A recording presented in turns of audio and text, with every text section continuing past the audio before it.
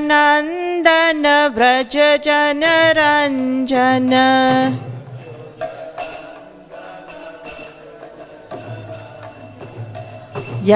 Yashodanandan Vraj जनरञ्जन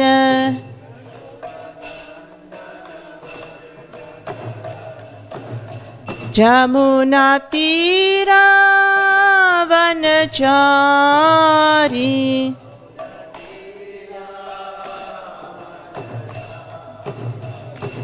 Jai Radha Madhava Jai Kunj Bihari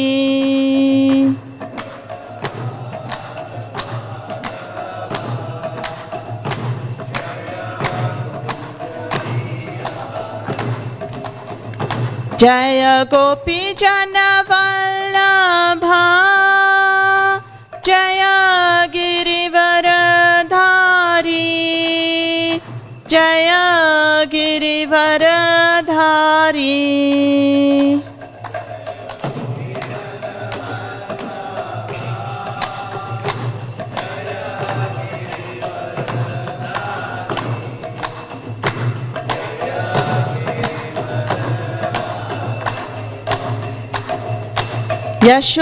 Yashodanandan Vraj जनरञ्जन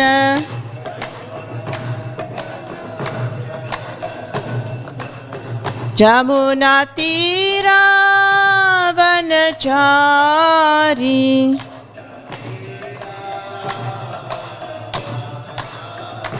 Jai Radha Madhava Jai Kunj Bihari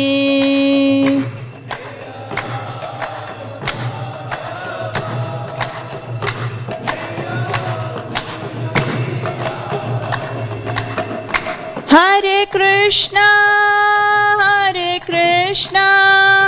Krishna Krishna Hare Hare Hare Ram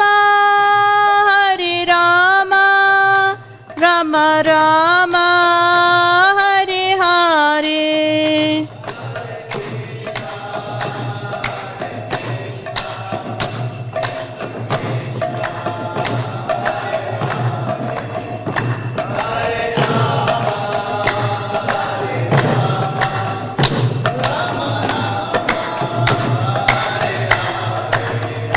Hare Krishna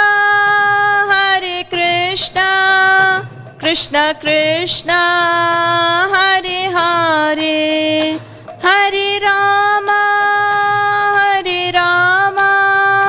Ram Ram Hare Hare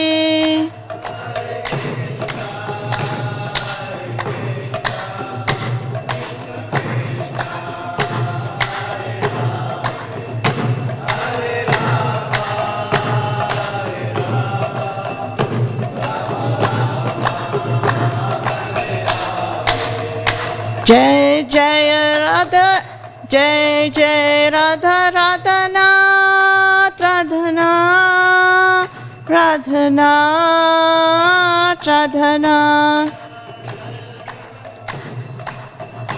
Radhanath Radhanath Jai Jai Prabhupada Prabhupada Prabhupada Prabhupada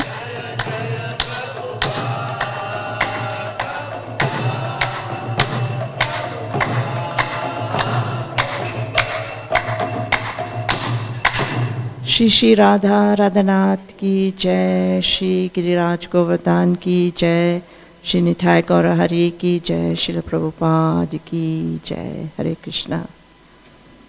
So, Hare Krishna, dear devotees, and thank you for joining us on the second day of Gita Jayanti. So we're going to be reading from chapter 4, chapter 5, and chapter 6 of the Bhagavad Gita. But before we do that, we'll just chant some invocation prayers.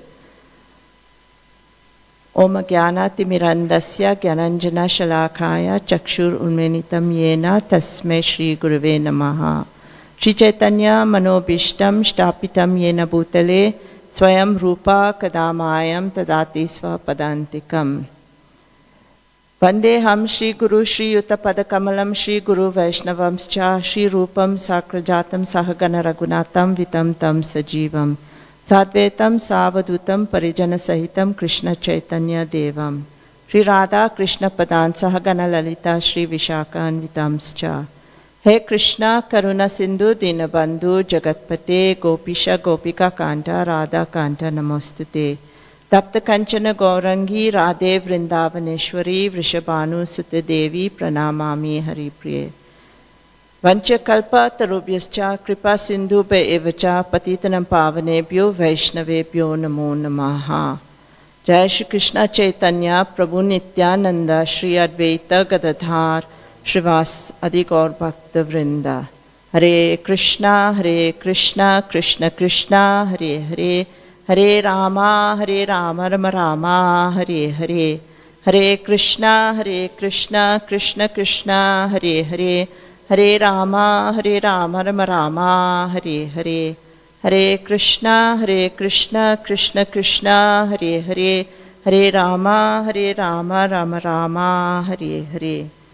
Om Namo Bhagavate Vasudevaya.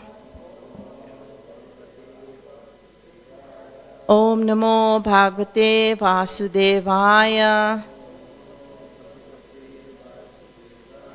Om Namo Bhagavate Vasudevaya. Hare Krishna. So, before we begin reading from Bhagavad Gita, I'll just tell you a little story. Towards the end of the Mahabharata, when the war was over and Yudhishthir Maharaj was crowned king. Now once, two Brahmins approached him and they were fighting. One Brahmin had sold a piece of land to the other Brahmin, and without being aware that there was a pot of gold in that property that he sold. So, the Brahmin that sold the land, he was saying that I sold you the land. He was telling the Brahmin that bought the land. So he said, I sold the land to you, and whatever I sold to you belongs to you. Right? So the second Brahmin that bought the land, he was saying, I bought only the land. I didn't buy the pot of gold that's in there. So the pot of gold belongs to you. So each Brahmin now was fighting that the pot of gold belonged to the other person. So they came to Yudhishthir now as the king to resolve the situation. So Yudhishthir went to Krishna. And then Krishna, he smiled at Yudhishthir and he said, tell them to come back in 3 months. So these Brahmins went away, and then they returned in 3 months. And in 3 months, they were still fighting. But this time, the fight was different. This time, the Brahmin that sold the land, he was saying, this pot of gold belongs to me. And the Brahmin that bought the land, he was saying, this pot of gold belongs to me because I bought the land with the gold. Right? So now the fight had changed. So Yudhishthir was shocked. Right? Now what to do? So anyway, Krishna said to him, this is the effect of Kali Yuga. Those were the early effects of Kali Yuga. Right? So eventually, they got the two Brahmins together and they shared the gold between them, and the Brahmins were happy and they went off. But Krishna was highlighting that this is how the consciousness of the people are going to be affected in the age of Kali. But we see that Krishna, he loves us very much. He loves us so much that even when we engage in sinful activities, abominable activities, Krishna still accompanies us. He accompanies every living entity as Paramatma. He is within us and he is guiding us. He even orchestrated this entire Mahabharat war so that he could give us the Bhagavad Gita. And this is his compassion. So he gave us this Bhagavad Gita through Arjuna, just because of that deep love and compassion that he has for all his children. Right? And simply, if we take the teachings of Bhagavad Gita, absorb it, put it into practice, and in this way, we can pave our way back to the spiritual world. So this chapter 4 is entitled Transcendental Knowledge. And this chapter begins with the history of Bhagavad Gita. Krishna says he first spoke the Bhagavad Gita to Vivasvan, the sun god. Evam parampara praptam imam rajasya vido sakalena mahata yoga nasta parantapa. This supreme science was thus received through a chain of disciplic succession, and the saintly kings understood it in this way. But in the course of time, that succession was broken, and therefore the science as it appears seems to be lost. Right. So then Arjuna asks him that the sun god Vivasavan is senior by birth to you. Right. So how am I to understand in the beginning that you instructed the science to him? Because Krishna is within the period that Arjuna appeared. Right. So the Lord replies, many, many births both you and I have passed. I can remember all of them, but you cannot, O subdue of enemy. Why? Then Krishna says, although I am unborn and my transcendental body never deteriorates. So Krishna's body is transcendental and our bodies are material. Our body deteriorates. Krishna says, by my internal energy, I still appear in every millennium in my original transcendental form.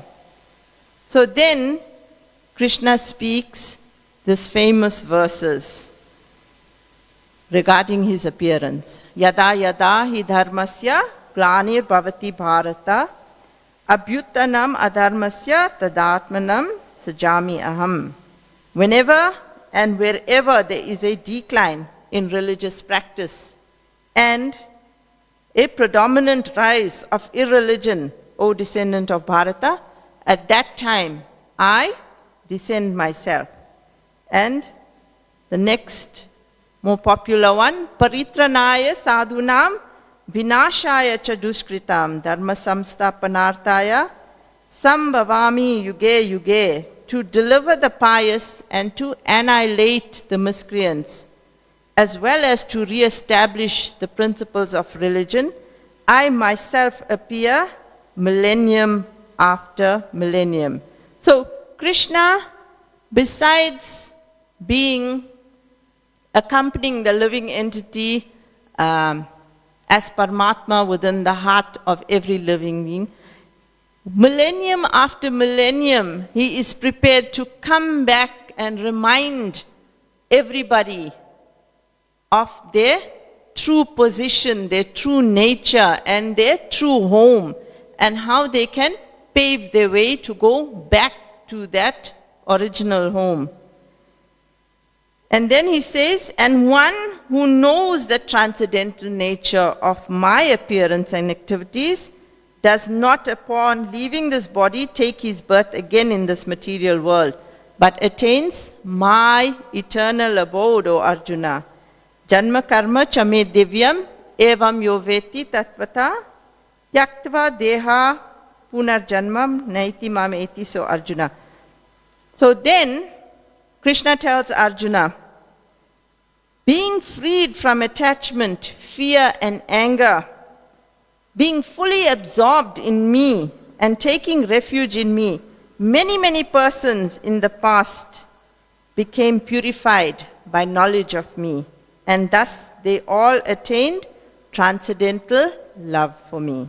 So everyone surrenders to Krishna, directly or indirectly, and Krishna reciprocates to each one surrender. So Krishna created the Varnashram system. That's the divisions of social and spiritual life, to engage people, everybody, according to their psychophysical natures. And by sacrificing the results of work to the Supreme, people gradually rise to the platform of transcendental knowledge. Right? So, in the 4th chapter, he speaks about the different kinds of sacrifices that persons can make. And then Krishna advises ultimately, just try to learn the truth by approaching a spiritual master. Tat vidhi panipratena pariprashnena sevaya upadakshyanti te jnanam janinastatva darshina. Just try to learn the truth by approaching a spiritual master. Inquire from him submissively and render service unto him. The self-realized souls can impart knowledge unto you because they have seen the truth. So then Krishna emphasizes the importance of transcendental knowledge. He says that even if you are considered to be the most sinful of all sinners, when you are situated in the boat of transcendental knowledge, then you will be able to cross over the ocean of miseries. So, as a blazing fire turns firewood to ashes, O Arjuna, so does the fire of knowledge burn to ashes all the reactions of material activities. In this world, there is nothing so sublime as the pure transcendental knowledge. Such knowledge is the mature fruit of all mysticism. But then Krishna warns that the ignorant and faithless persons who doubt the revealed scriptures do not attain God consciousness. They fall down. And for the doubting soul, there is neither happiness in this world nor in the next. Right? So then Krishna concludes that transcendental knowledge with the verse. He says, one who acts in devotional service, renouncing the fruits of his action, and whose doubts have been destroyed by transcendental knowledge, is situated factually in the self. So basically, we should equip ourselves with transcendental knowledge. So in this way, we can overcome all doubts and make spiritual progress. So then we go on to chapter 5, Karma Yoga, action in Krishna consciousness. So Arjuna is still confused. He asks Krishna, first of all, you ask me to renounce work. And then again, you recommend work with devotion. Now, will you kindly tell me definitely which of the two is most beneficial? So Krishna explains that devotional service is better. Since everything belongs to Krishna, nothing is one's own to renounce. So we can't renounce anything because it doesn't belong to us.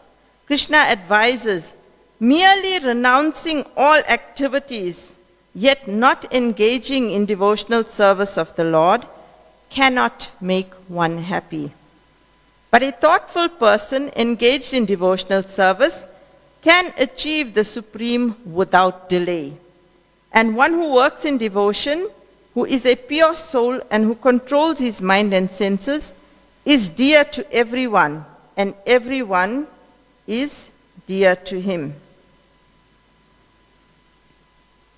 Though always working, such a man is never entangled. And why is he never entangled?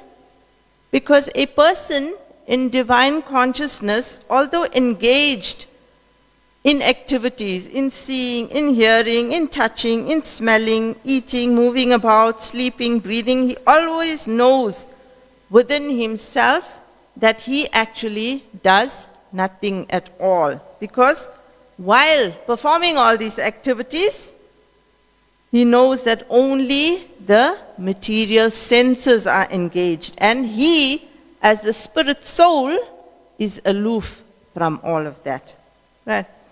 So then Krishna gives the example of a lotus leaf. A leaf remains on the on the water, but it does not get wet. Similarly, a yogi, abandoning attachment, acts with body, mind, and intelligence, and even with the senses, only for the purpose of purification.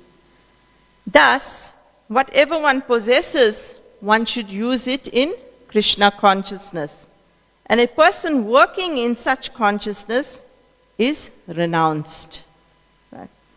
This process is called karma yoga, and it helps one escape the result of fruitive action or entanglement in birth. Right? Fruitive action, we perform some activities and we expect the fruit of that. But that fruit then binds us to more and more births in this material world. But one who works in this way, in full consciousness, understanding that nothing belongs to him, then he breaks free of this fruitive action. Right? So Krishna then advises, embodied beings are bewildered because of the ignorance which covers their real knowledge. Firstly, we don't understand who we really are. So this is ignorance, right?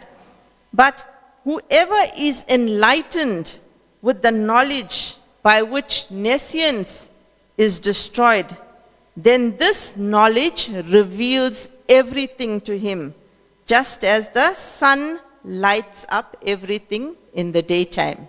So this knowledge, this transcendental knowledge that he is giving, it will free us from this ignorance that we have in this material world. And then he goes on to speak about true vision, and he speaks about the humble sage. The humble sage, by virtue of true knowledge, sees with equal vision a learned and gentle Brahman, a cow, an elephant, a dog, and a dog eater. So he sees everyone as equal because he is looking at the Atma and the Paramatma within that embodied being. Right? Those whose minds are established in sameness and equanimity have actually conquered the conditions of birth and death. They are flawless like Brahman, and thus they are already situated in Brahman. Right? So, what are the qualities of one who is situated in Brahman? Krishna speaks about that. He says, a person who neither rejoices upon achieving something pleasant, nor laments upon obtaining something unpleasant, who is self-intelligent, who is unbewildered, and who knows the signs of God is already situated in transcendence. So this is the qualities of one who is in the platform of Brahman. And what does such a person do? Such a person is liberated and not attracted to the... Sorry, this is the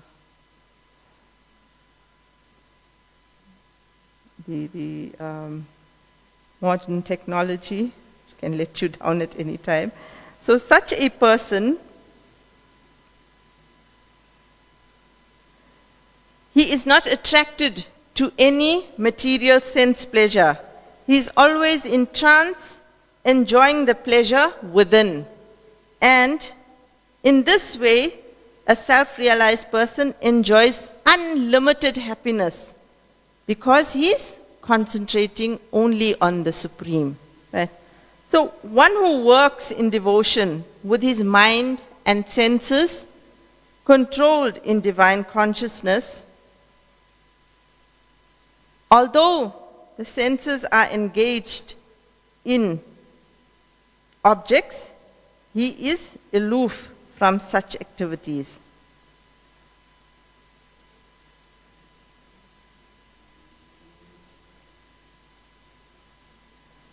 And then Krishna says, Bhoktaram yajna tapasam sarva loka maheshwaram suridam sarva bhutanam natva mam santim richati.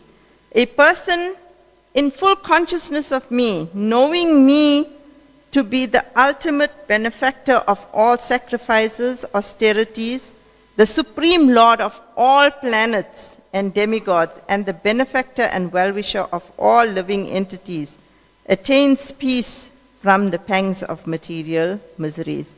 So this is known as the peace formula. And one who understands the Supreme Lord as the ultimate benefactor of all sacrifices, who is the Lord of all the planets and all the demigods, if one understands who he is, then he is automatically liberated from all these material miseries. Because why are we here in the material world in the first place? Because we wanted to lord over material nature. We wanted to become like the Lord himself. And of course, the Lord is one, and there's no one equal to him. So, in the spiritual world, the Lord is supreme. And if you want to be equal to him or compete with him, then you have no place in the spiritual world. So he created this material world for us. And in this material world, all of us think we are somebody. But actually, we are Jivera Swarup Hoy, Krishna Nitya Das. We are servants of the Lord. And when we understand who the Supreme Lord is and how we are related to him, what is our position, and when we fully understand that, then only are we able to pave the way back to the spiritual world and serve him eternally. Because here in this material world, we are suffering. Krishna himself describes this place as Dukhalayam Ashashvatam, a place of misery. So within this place of misery, there can be no happiness. If you find something or something that would make you happy, that's very fleeting. It's very short-lived. So we might be thinking we are happy. But Srila Prabhupada often describes that in the Srimad Bhagavatam as a person in illusion. Somebody who is, he's fully under the spell of Maya. He is fully in illusion. And because there is no happiness within this world. Right? So, ultimately, if we understand our position and our relation to the Supreme Lord, then we can slowly make our way back to the spiritual world. So then, he speaks about in chapter 6 is Dhyana Yoga. Now, the Bhagavad Gita, we understand, is one conversation between Krishna and Arjuna. He doesn't say, okay, now we finished chapter 5, we're going to start with chapter 6, right? So this is a continuous conversation, right? And now Krishna is speaking Dhyana Yoga. In this chapter, Krishna gives us the true meaning of yoga.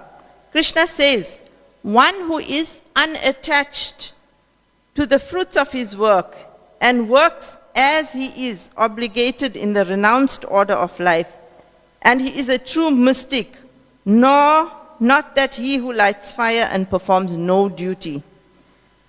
What is called renunciation, you should know to be the same as yoga, or linking oneself with the Supreme, O son of Pandu.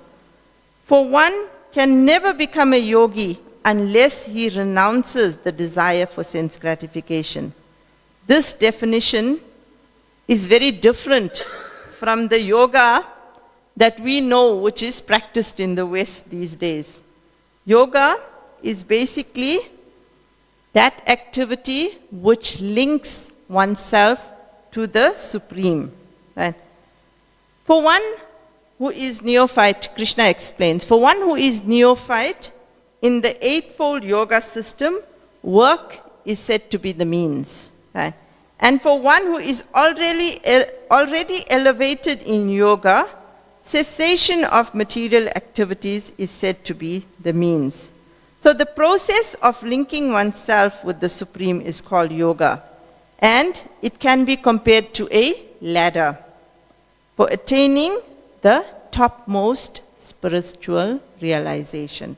So this ladder begins with the lowest material condition of the living entity and rises to perfect self-realization in spiritual life. So according to the various elevations, different parts of the ladder are known by different names.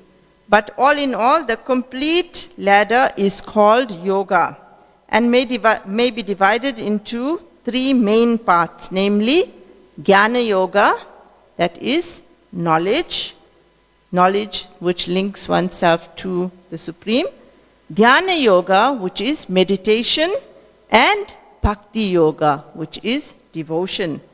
So the beginning of the ladder is called the Yoga Rurukshika stage, and the highest rung is called the Yoga Rudra stage. But how can one reach the stage? So Krishna says, one must deliver himself with the help of his mind and not degrade himself. The mind is a friend of the conditioned soul as well as his enemy. For him who has conquered the mind is the best of friends. But for one who has failed to do so, his mind will remain the greatest enemy. For one who has conquered the mind, the super soul is already reached. Right? To such a man, happiness and distress, heat and cold, honor and dishonor are all the same. So, our mind is our best friend or the worst enemy. So Krishna further explains that a transcendentalist should always engage his body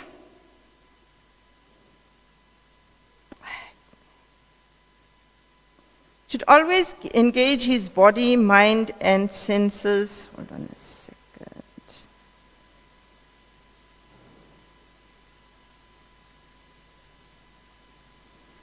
should always engage his body, mind, and self in relationship with the Supreme. He should live alone in a secluded place and should always fully control his mind. He should be free from desires and feelings of possessiveness. So he goes on to describe, as a lamp in a windless place does not waver, so the transcendentalist whose mind is controlled remains always steady in his meditation on the transcendental self. So then Arjuna says, O Madhusudan, this system of yoga which you are describing appears to be impractical and unendurable, for the mind is restless and unsteady. The mind is restless, turbulent, obstinate, and very strong, O Krishna, and to subdue it, I think, would be more difficult than controlling the wind. So Krishna answers, Krishna says, O mighty armed Arjuna, it is undoubtedly very difficult to curb the restless mind, but it is possible by suitable practice of detachment. So Krishna is giving us the answer here. It is possible to control the mind by suitable practice of detachment, right? So what is this detachment? In this material activity, in this material world, we are attached to so many things, right? But what is it that Krishna is asking or recommending in terms of detachment? It's all our activities that take us away from Krishna. Right? Now, I'll give you an example. We want to chant. We're chanting, but the TV is on. Are you able to focus? Are you able to concentrate? Are you able to chant? Not necessarily, right? You can't. You cannot focus when the TV is on, right? So the type of detachment that Krishna is recommending here is chant in a quiet place, secluded spot, away from these distractions, away from the TV, away from your cell phone, away from all the things that will distract you. Now, the mind, within our living, our embodied bodies, we have two voices. We have the mind and we have the intelligence. And these two voices are always clamoring for attention. And 99% of the time, it's the mind that gains or gets the greater attention. But the mind should be controlled by the intelligence, right? So, for lifetimes, many lifetimes, we have given this mind free range. And this mind has been trained to get what it wants, right? Like a spoiled child. Now you see, especially if you go to the shops and you see a child that's spoiled and he wants something and his parents refuse him, what does he do? He starts throwing a tantrum, screaming, performing.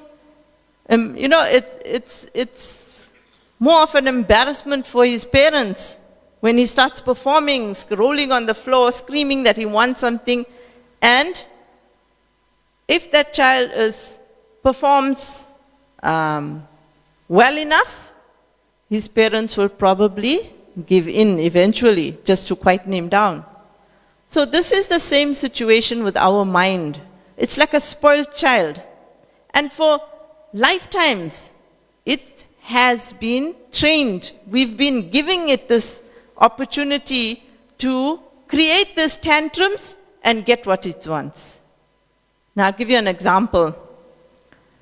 You're walking down the street and the bakery is open and you get the smell of all the lovely cakes and whatnot. But you know that is not good for you. And your mind is telling you, hey, look at that, it's freshly baked. What do? Right? If you give in to your mind, you'll sidestep and walk into that shop. But intelligence will say, no, you've just eaten, keep walking. Right? So if intelligence is able to subdue the mind, then this mind can become your best friend. Otherwise, it is your greatest enemy. So that's why Krishna is saying that it is possible to curb this restless mind, but we can do it with detachment, suitable detachment. So, how do we learn to curb this mind? Is to identify, is this activity good for me? Is it good for my spiritual life? Is it good for my Krishna conscious life? Or is it going to be taking me away from Krishna? We need to be constantly asking ourselves that question. And when we do, then the intelligence kicks in. And when intelligence kicks in, then the mind slowly is brought under control. Right? So then, Arjuna asks, what is the destination of the unsuccessful transcendentalist who in the beginning takes to the process of self-realization, but who later detests due to worldly mindedness? So he breaks away. And he does not, he asks, Arjuna is asking, what happens to such a person? Does that man fall away from spiritual and material success and perish like a riven cloud with no position in any sphere? And then Krishna explains, the unsuccessful yogi, after many, many years of enjoyment on the planets of pious living entities, is born into a family of righteous people or a family of rich aristocracy. By virtue of divine consciousness of his previous life, he automatically becomes attracted to the yogic principles even without seeking them. Such an inquisitive transcendentalist stands always above the ritualistic principles of the scriptures. So, we see that once a person takes to Krishna consciousness or he takes to spiritual life, but then after a while he goes back to material life. So what happens to that person? Krishna is explaining that he goes to the heavenly planets and he enjoys, and then he comes back and he is born in a family of pious living beings so that he can continue his spiritual life. Right? So then Krishna describes in chapter 6 the different grades of yogis, and he concludes with this verse, Yoginam ape sarvesham matkate antar atmana shadavan bhajate yomam same yuktatma mata. And of all the yogis, the one with great faith always abides in me, thinks of me within himself, and renders transcendental loving service to me. He is most intimately united with me in yoga and is the highest of all. That is my opinion. So after giving all these different types of yogis, then Krishna says that the one who is always thinking about him, thinking about Krishna, that yogi is the highest of all. And we see in chapter 9, the most confidential knowledge, the last verse, Krishna speaks, Man manabhava mat bhakto mat yachi mam namaskuru. Always think of me, become my devotee, offer your homage unto me, and in this way you will come to me. Right? So that concludes chapter 6 of Bhagavad Gita. We've got a few minutes, so I'm going to tell you a little story about Ram Leela. So, since today was the auspicious flag hoisting, thought we'll end with a little story from Ram Leela as well. So, during the battle between Ram and Ravana, the actual battle took 7 days. And on the 6th day, Ravana appeared on the battlefield. And he appeared very, very majestic. He had this huge chariot, he had this armor, he had a special army that he only brought out, that was not fighting during the previous days of the war. This army was specially for Ravana. When he goes out to fight, he takes this army. So he was looking very regal and majestic. And Vibhishan, his brother who had surrendered to Lord Ram, now he was feeling very bad because there's this Ravana on this majestic chariot. He's looking, so regal and ready for war. And Lord Ram, he doesn't have a chariot. He's dressed very simply. He doesn't even have shoes. Remember, his shoes were taken away by Bharat, right? So Vibhishan approached him. Vibhishan approached Lord Ram and he said, my dear Lord, how are you going to fight Ravana? He's got so many chariots.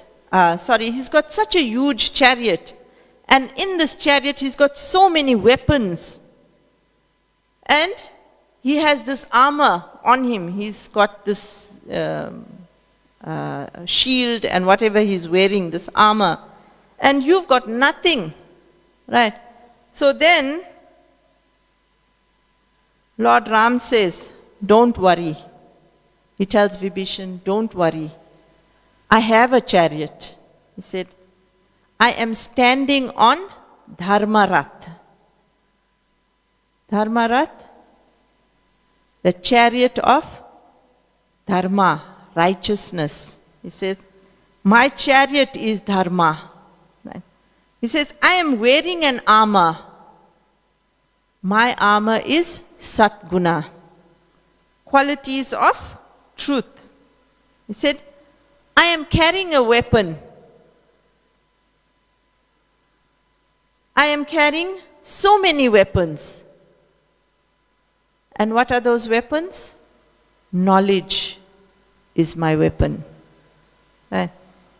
And then he says, I also have a chariot driver. My chariot driver is my sadhana, my religious practice. So Ram is saying that we don't have to have external equipments. These external equipments mean nothing if we are internally equipped. Right? Our sadhana, our activities, and our study of the scriptures equips us for this material world. Right? We don't have to have anything external. Your sadhana, your internal practice, your knowledge of the scriptures, all of that is is what empowers you and helps you face this material world. So now we look at Lord Ram's army. They were the monkey soldiers, right? They had nothing.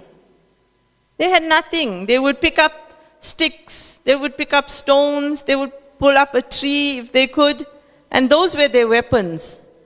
But in the war, they roared and they marched on. Why? Because they were on the side of righteousness. And that gave them the confidence to march on, march ahead. So in the same way, we should practice our sadhana, study the scriptures, and have the confidence that we are marching on, away from this material world, and back home, back to Godhead. Hare Krishna. So we stop here, and I'm not sure if you have any questions or comments or anything you would like to add. Hare Krishna. Hare Krishna. So thank you, and tomorrow we will continue with Gita Jayanti, chapters 7 and 8. Hare Krishna.